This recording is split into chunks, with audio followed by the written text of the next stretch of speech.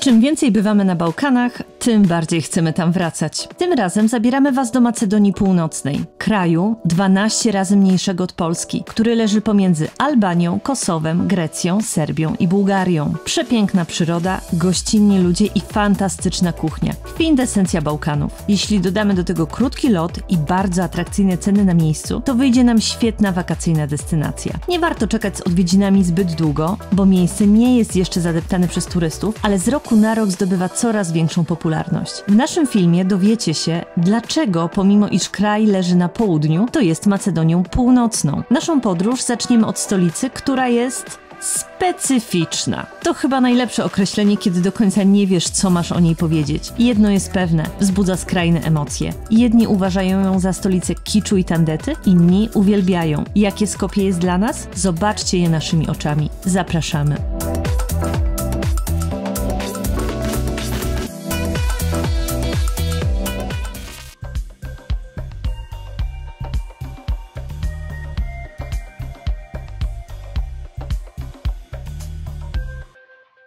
Dzień dobry wieczór.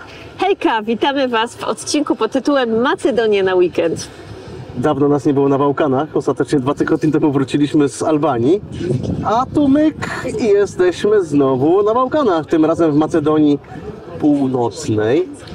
Ale no z tym trzeba troszkę uważać, bo miejscowi raczej nie lubią tego dodatku. To jest Macedonia. Oficjalna nazwa to Macedonia Północna, ale słuchajcie, czym więcej czytam, czym więcej słucham o historii tego kraju, tym ona jest dla mnie bardziej skomplikowana. I wyobraźcie sobie, że jak robiłam taki research, co i jak tutaj, to zapisałam się do takiej grupy Traveling in Macedonia i okazało się, że jeśli tam użyjesz tego określenia, to masz bana i wylatujesz z grupy. A dlaczego tak? No to wszystko opowiemy Wam w tym odcinku. Także zostańcie z nami. My sobie pooglądamy teraz chwilkę Skopje w nocy. No i widzimy się rano. Dla Was za sekundę, a dla nas rano. No. Dzień dobry. Dzień dobry, witamy ze słonecznej Macedonii, ze słonecznego Skopie. Jest 8 rano wcześnie. A już grzeje, grzeje. Tutaj te lata naprawdę są gorące. Będzie hyc. Takie pierwsze spostrzeżenia w Macedonii po paru godzinach. Porównując na przykład do Albanii, w której byliśmy dopiero co. Trochę lepsze drogi, przynajmniej w tym momencie. Jest trochę czyściej, ale musimy pamiętać, że jesteśmy w stolicy. W Tiranie też drogi były lepsze i też było ale trochę też czyściej. brakowało.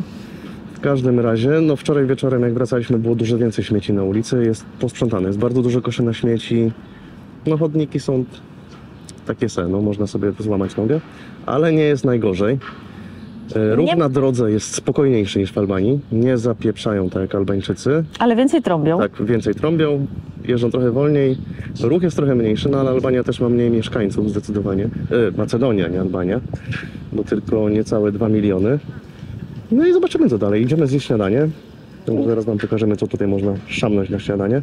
A i jeszcze jedno. Tu jest pomnik na pomniku. Pomnik na pomniku. Ale o tym Wam Kasia później powie.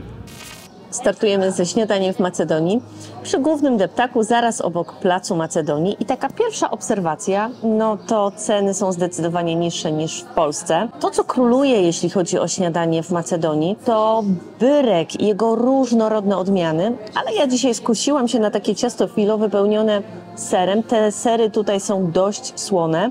Michał sobie wziął rogalika z pastą jajeczną, do tego wzięliśmy soczki wyciskane, kawę, Michał wziął kolę i za to wszystko zapłaciliśmy mniej więcej równowartość około 50 zł. Kawa kosztuje 100 denarów macedońskich, czyli to jest 7 zł, więc sami możecie sobie porównać. W Polsce za tą cenę trudno wypić kawę w kawiarni, a tak naprawdę to co ja powinnam do tego wziąć, to jogurt, dlatego, bo w Macedonii Macedończycy w ogóle, zresztą na całych Bałkanach, jedzą byrek, czy właśnie różne inne formy ciasta filo, zapijając to po prostu jogurtem. Bierze się to do łapy, gryza tego, popija się tego, idzie się dalej, ale my chcieliśmy usiąść, więc dzisiaj taka wersja trochę macedońsko-europejsko-zachodnia.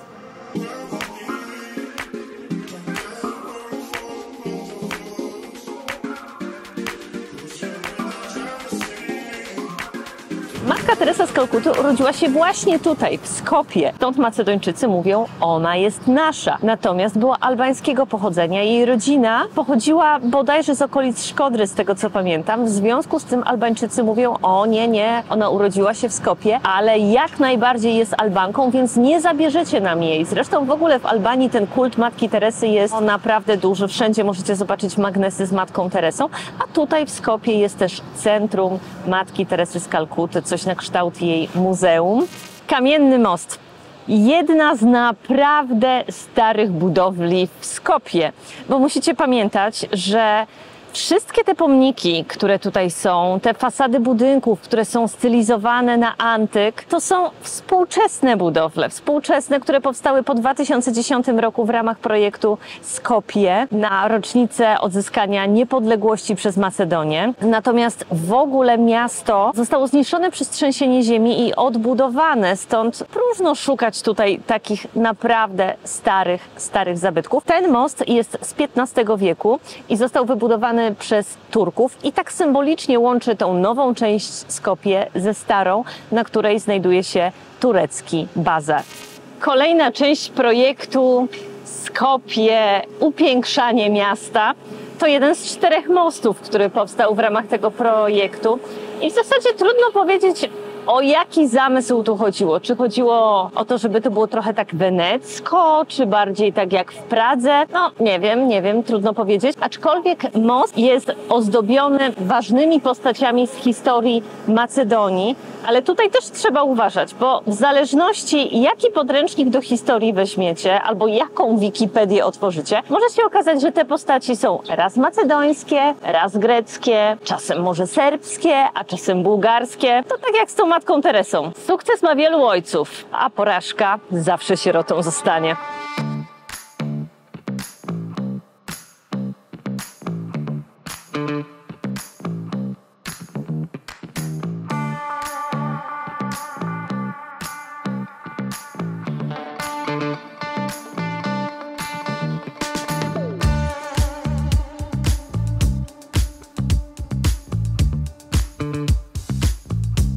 Czarshija, czyli stary bazar, wygląda zupełnie inaczej niż ta nowa dzielnica i jeśli chodzi o mnie, to ja generalnie lubię takie klimaty. Zdecydowanie bardziej czuć tutaj historię tego miejsca i taki fajny klimacik i pomyśleć, że ta dzielnica miała w ogóle zniknąć z powierzchni ziemi, bo w planach odbudowy Skopje początkowo w ogóle jej nie było.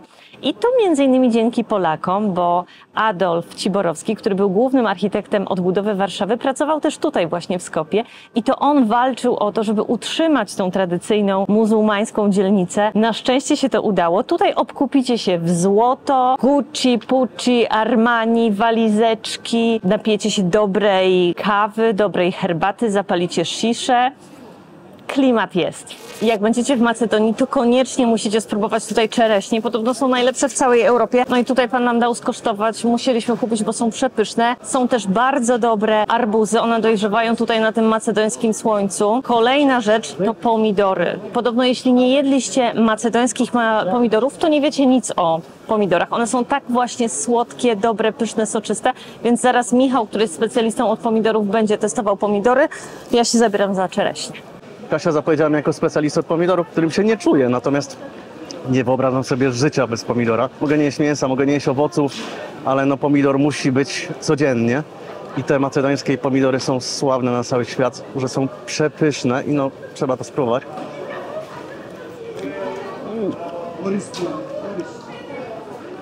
Soczyste, słodkie, leciutko kwaskowate. Mamy czuć od nich zapach słońca. Naprawdę, są genialne.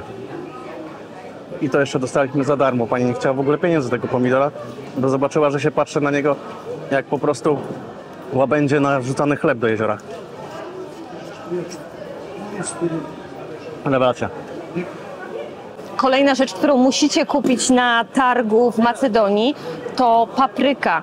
Oni tutaj są specjalistami od papryki. Jeśli do tej pory myśleliście, że to są Węgry, to generalnie to tak jak z pomidorami, nic nie wiedzieliście na temat papryki. I bardzo charakterystyczna przyprawa, papryka tarta mielona, to bukowiec. Możecie mieć ją w formie ostrej albo takiej bardziej słodkiej. Koniecznie, ona jest tak aromatyczna, więc jeśli będziecie ją tutaj kupować, to koniecznie zawijajcie ją dodatkowo w kolejny woreczek.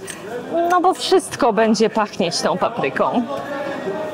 Zobaczcie, mamy takie woreczki tej przyprawy. Taki woreczek kosztuje 100 denarów, czyli to jest około 7 zł, więc a pachnie obłędnie. Zdecydowanie warto tutaj kupić przyprawy. Jeśli chodzi o ceny warzyw i owoców na targu, no to powiem Wam, że my nie jesteśmy zdecydowanie przyzwyczajeni do takich cen. 100 denarów to jest około 7 zł. Kilogram pomidorów to koszt między 60 a 70 denarów. Kilogram ziemniaków 25 denarów za kilogram. Bakłażany, jakieś ogórki, cukinie 10-20 denarów, więc to są naprawdę grosze. Meczet Mustafa Paszy to chyba najbardziej znany i największy meczet w całym Skopje. I jest on też jedną ze starszych budowli, bo powstał tutaj w 1492 roku na zlecenie nikogo innego jak właśnie Mustafa Paszy, który był wtedy lokalnym wezyrem.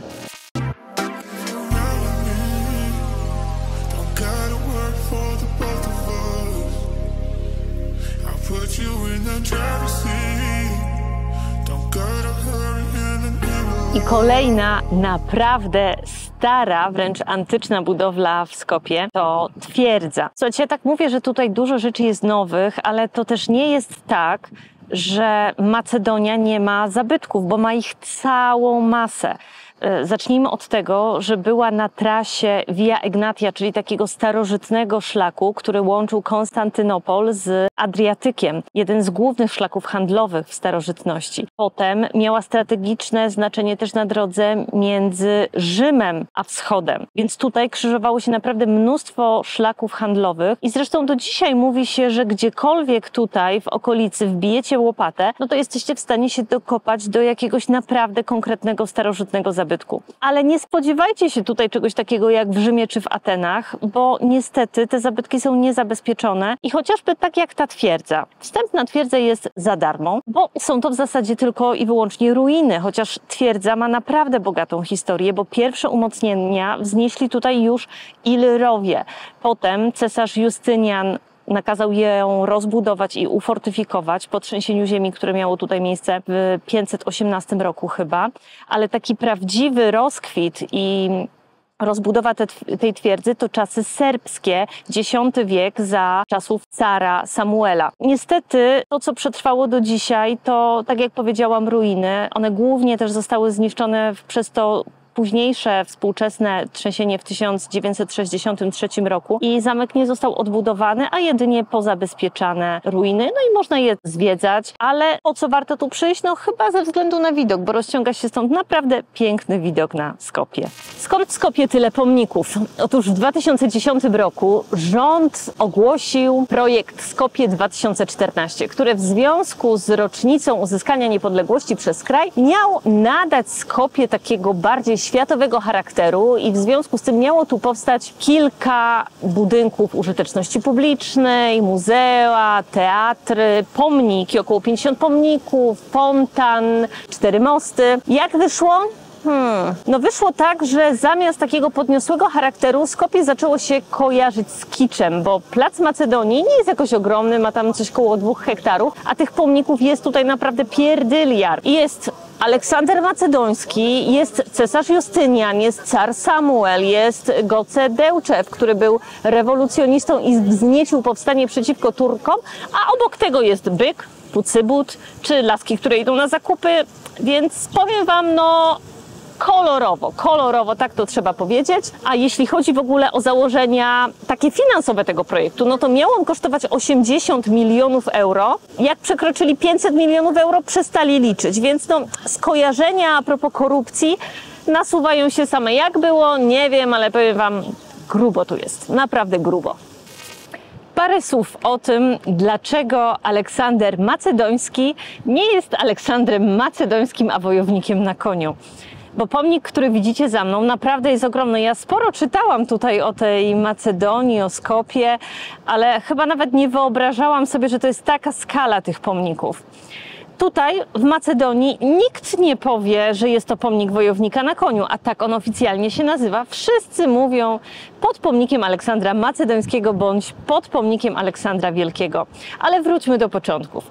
W 1991 roku Macedonia ogłosiła niepodległość i na to bardzo mocno i żywo zareagowali Grecy, którzy potraktowali to jako kulturowe zawłaszczenie i konflikt między Macedonią a Grecją trwał ponad 25 lat. W końcu doszli oni do porozumienia, stąd właśnie państwo Macedonia dodało do swojej nazwy końcówkę Macedonia Północna, dlatego bo Grecy twierdzili, że Macedonia jest przecież w Grecji. Jest to kraina geograficzna, a nie jakieś tam państwo wciśnięte między Grecję, Serbię, Kosowo, Albanię. Nie ma czegoś takiego jak Macedonia. Dlatego też w stosunkach takich dyplomatycznych w tym czasie konfliktu grecko-macedońskiego posługiwano się taką nazwą Była Jugosławiańska Republika Macedonii.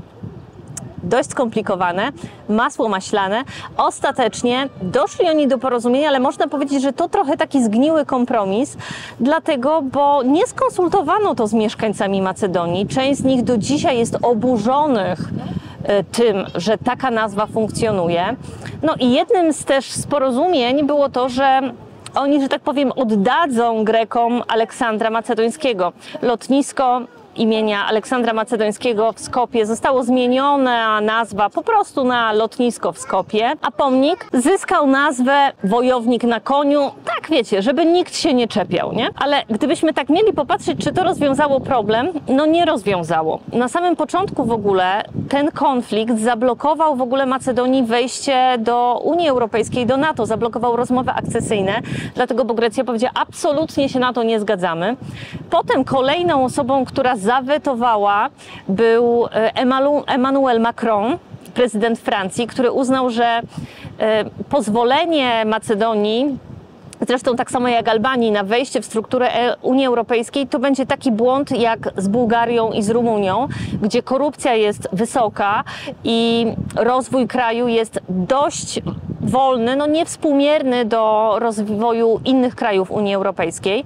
W związku z tym, że to nie jest jeszcze moment, żeby te państwa mogły dołączyć. Potem jak on już nieco odpuścił, no to obudzili się Bułgarzy, którzy w ogóle jako jedni z pierwszych uznali niepodległość Macedonii, ale nagle przypomniało im się, że przecież nie ma kogoś takiego jak Macedończyk, tylko jest Bułgar i nie ma czegoś takiego jak język macedoński, a jest język bułgarski. W związku z tym mają taką propozycję, żeby zapisać w tych traktatach unijnych, że Macedończycy używają języka używanego na terenie Macedonii Północnej, no bo wiadomo, że na to, że używają bułgarskiego się nie zgodzą. A w ogóle sam język macedoński jest taką też tematem rzeką, dlatego bo tutaj jest aż 27 albo 29 dialektów. No to sami sobie wyobraźcie, jaki to jest bałkański kocioł. Czym bardziej wchodzisz w to i czym bardziej próbujesz się w tym połapać, tym gorzej. Nowy główny plac Macedonii. Ta płytka się rusza, ta też, a tutaj jest dziura, więc trzeba na przykład uważać, żeby nie wpaść. No taki bałkański folklor, nie? Ten pomnik jest naprawdę ogromny, sami możecie zobaczyć. Wiecie, no trudno nie pomyśleć tutaj, że są w tym jakiegoś rodzaju kompleksy. No to tak jak niektórzy faceci sobie kupują takie naprawdę dupne samochody, no coś w tym jest, nie? I kolejna rzecz, słuchajcie, Macedonia ma swoje zwierzę narodowe i jest nim, uwaga, uwaga, co? Lew. No przecież masy lwów chodzi na wolności w Macedonii, nie? Jak do tego doszło? Nie wiem. Będąc w Macedonii, trzeba koniecznie spróbować tradycyjnej potrawy macedońskiej, czyli tafsze grawsze. Jest to zapiekana fasolka, wcześniej ugotowana, z papryką i delikatną ilością pomidorów. Niby coś podobnego jak nasza fasolka po bretońsku, tylko że tutaj jest zdecydowanie mniej płynu. To jest takie bardziej stała konsystencja, najpierw się to gotuje, a potem w glinianym naczyniu przez godzinę zapieka. I na wierzchu jest taka delikatna skorupka. I co to? Pyszne. Generalnie ja mam tutaj w restauracji Soul Kitchen wersja z kiełbaską, ale najbardziej tradycyjna wersja to jest po prostu sama fasola, papryka, odrobina pomidorów, czosnek I co tu więcej chcieć? Pyszne. A przy okazji Kasia ma tutaj zupę z kurczaka. Nie była specjalnie głodna, a to sobie weź zupkę. No to jest taki konkretny talerz plus taka piękna pita do tego, papryczki, masełko, już tylko szamać. I najlepszą rzeczą jest to, że to jest zajebiście tanie. Jesteśmy w restauracji, która jest jakby elegancka. Naprawdę, poważnie, w samym centrum Skopje, blisko rzeki, blisko Placu Macedońskiego. I to kosztowało 14 zł. I to kosztowało około 14 zł. Zjedzcie coś takiego w centrum Warszawy za takie pieniądze. I nie ma szans. Dobra, jemy, bo jesteśmy głodni. W ramach projektu Skopje każdy chciał mieć tutaj swój pomnik. Zwłaszcza, że nawet Pucybut ma tutaj swój pomnik, ale jakoś tak dziwnym trafem się złożyło, że kompletnie zapomnieli o Albańczykach, którzy także mieli swój wkład w kształtowanie kultury i historii tego miejsca. W końcu swoje pomniki dostali, no ale odsłonięcie ich było bez pompy, pod odsłoną nocy, jakby tak trochę licząc, że nikt się nie zorientuje.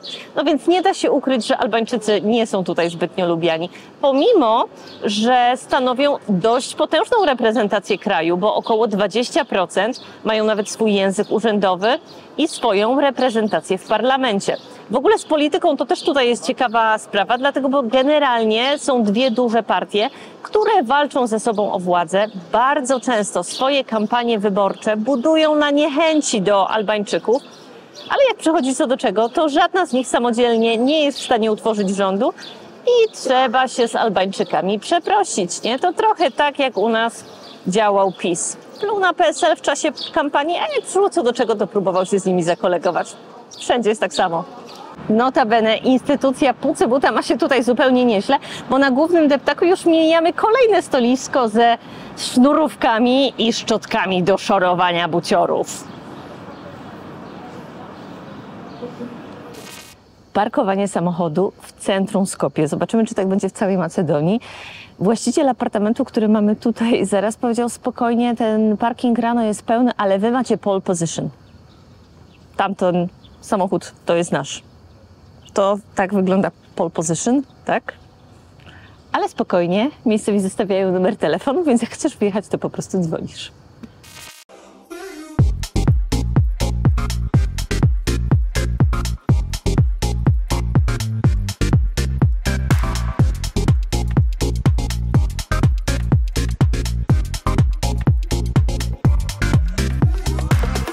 W samym Skopie się żyje. City Break pozwala na więcej aktywności, bo to przedłużony weekend. Zbieramy się do kanionu Matka. To jest tuż pod Skopie, 15 km od centrum i 40 minut jazdy. Okrutne korki. Polecam wam zostawić samochód przy pierwszej, lepszej nadarzającej się okazji, niż pchać się do samej zapory.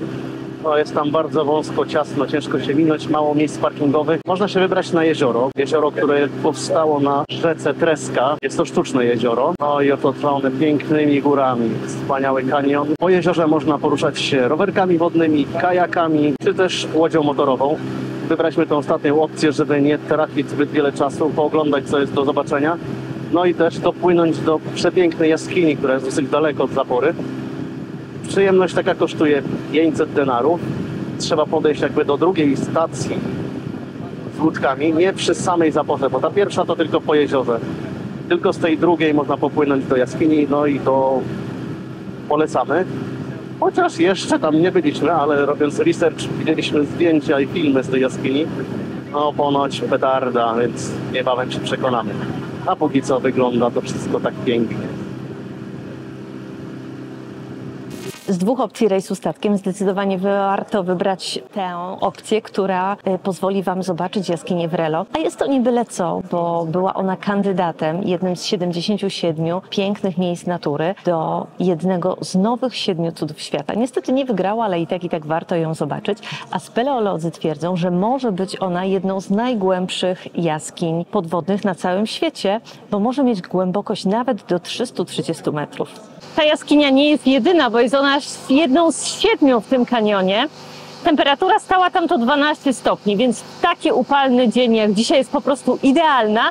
Natomiast w środku jest dość wilgotno i dość mokro, więc nie polecam japonek, a raczej takie buty, które będą w miarę stabilne. Rejs trwa około godziny, a dla żonych i spragnionych przygód, gdyby tego Wam było mało i kajaki, o których wspominał Michał, też by Wam jeszcze nie wystarczyły, no to jest jeszcze opcja trekkingu i to pięknego trekkingu szlakiem wykutym w skale wzdłuż kanionu. Widoki muszą być stąd obłędne. My dzisiaj nie jesteśmy nastawieni na trekking, nie mamy odpowiedniego obuwia, ale następnym razem, jeśli tutaj będziemy, to myślę, że koniecznie sobie zrobimy tą traskę. Trochę jak płynęliśmy, to on, mam wrażenie, że przypomina troszeczkę Caminito del Rey w Hiszpanii. No, może być fajnie, może być fajnie. Patrzcie na to, w ogóle patrzymy, o rany, co to jest pływające budy dla psów? Nie, to są domki dla kaczek, ale bomba. Jeszcze porozmawiałam sobie tutaj z bardzo sympatycznym panem, który pracuje przy obsłudze rejsów i dowiedziałam się kilku rzeczy. Po pierwsze, jest jeszcze jeden bardzo fajny szlak do cerkwi, 2 godziny, dość stromo, z którego jest piękny widok na cały kanion, więc muszę sobie zapisać to w pamięci na następny raz. Druga rzecz, wiadomo już, że jaskinia w Relo jest najgłębszą jaskinią w Europie, a mają nadzieję, że okaże się najgłębszą na świecie. Jeśli chodzi o zejście do tej jaskini, to najpierw było to na poziom 2212 metrów i zrobił to płetwonurek z Włoch, ale takim prawdziwym rekordzistą, bo po nim ten rekord poprawił, jest Polak Krzysztof Starnawski, więc mamy polską dumę tutaj w Macedonii. Podobno jeśli chodzi o Macedończyków, to płetwonurków mają słabych i nikt generalnie nie zamierza ryzykować życia, bo tam jest bardzo wąski ten tunel, więc mówią, niech to lepiej zrobi Polak. A tak w ogóle to jeśli chodzi o kanion Matka, to Matka nie na cześć pochwały rodzicielstwa i macierzyństwa i matek, rodzicielek. Nie, Matka to po prostu macica. To nie koniec naszej podróży po Macedonii. Już w następnym odcinku pokażemy Wam perłę Bałkanów, jezioro Ochrydzkie i przepiękne miasto Ochryd, wpisane na listę Światowego Dziedzictwa UNESCO. Postaramy się Was przekonać, że pomimo iż Macedonia nie ma morza, to plaże jeziora są idealnym miejscem na wypoczynek, a miasto zachwyca architekturą i niesamowitym klimatem. Zachęcamy do subskrypcji, udostępniania i komentowania naszych treści, bo tylko dzięki Waszym reakcjom możemy rozwijać kanał.